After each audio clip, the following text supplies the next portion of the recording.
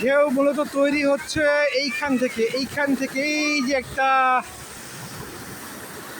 দুটা এই যে থাম্বাগুলো আছে, এই নিচটা, এই ছাদের নিচ থেকে এই ঢেউটা আসে।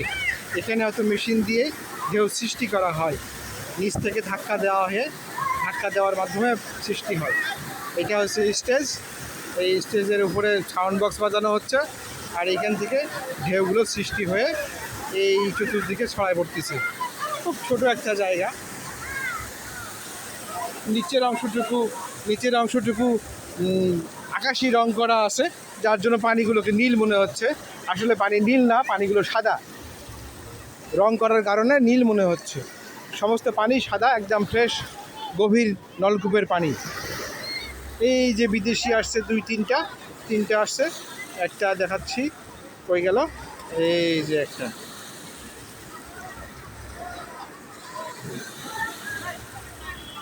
এই যে একটা, আর এই যে একটা সাদা চুল। তিনটা বিদেশি, মধ্যবয়সী, অনেকটাই মধ্যবয়স পেরিয়ে গেছে, বুড়িও আছে একটা। যাই হোক, এরা সাদা চামড়ার, হোয়াইট স্কিন, তারা গোসল করতে আসছে। এই যে এই যে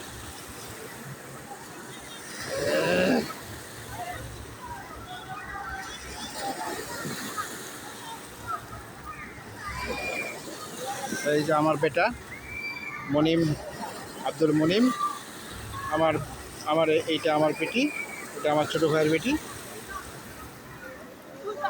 সব পরিবারে আসছি আমরা মহামেইনে। আজকে রাত স্টে করব মহামেইনে। আমরা রুম ভাড়া নিচ্ছি।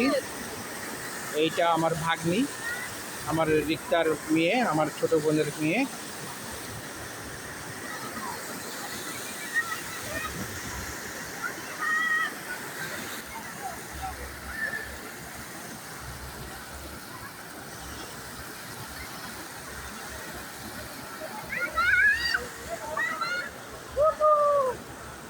আমার ছোট বোন জামাই শামীম কবির রিল্যাক্সে আছে, ওনার 2 সন্তান গোসল করতেছে, সেই জন্য উনি একটু অবজার্ভে আছে।